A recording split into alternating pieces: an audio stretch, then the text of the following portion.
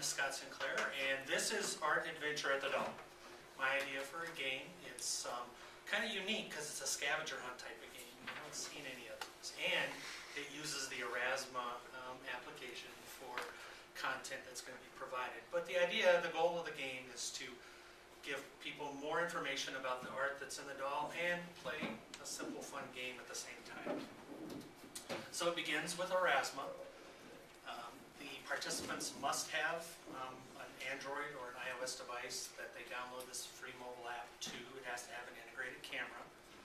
Once they've downloaded it, they can install it, and what it does on a default install, I don't know if anybody has seen it yet, but it tends to want to have you create an account to use it, but you can bypass that step. So if you bypass it, it goes right to the point where it wants to scan something.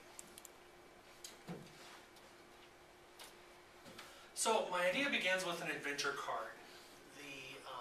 The doll would provide this adventure card to the players. I patterned it kind of after like a mini golf scorecard, so it was something that was small enough to carry around, could fold in half. It has a sample of the rules on the top half, and then the actual adventure on the bottom half.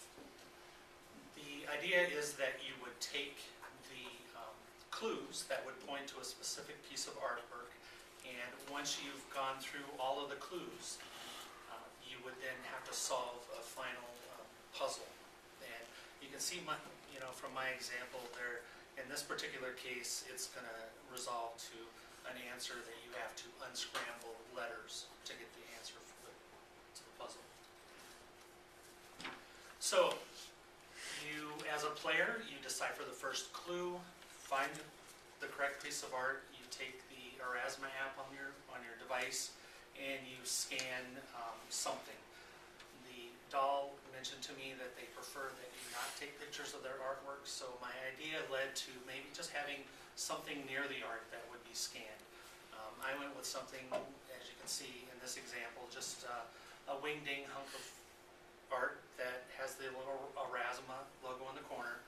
They would scan it, and once they've scanned it, the application would give them more information about that piece of art, which is the goal, giving them information about the art. At the same time, on their device, it would resolve to a letter of the alphabet. That then is their clue. They transfer that letter to their adventure card and move on to the next one. And you can see kind of in the bottom, if you can read it, my example. So that resolved to an A. They write an A on their little adventure card. Continuing through the clues until they get through all of them, transferring the letter that the Aurasma app is giving them, and then solving the final puzzle. And in this case, the answer came out to be the word Paris, which is where that bandit is supposed to be hiding. Return it to the receptionist or the doll representative, and they're awarded a prize. Again, I contacted the doll and asked about postcards. They don't currently use postcards. They've been thinking about it. So when I mentioned to them, well, what about a postcard that was unique or specific to this game that we're playing,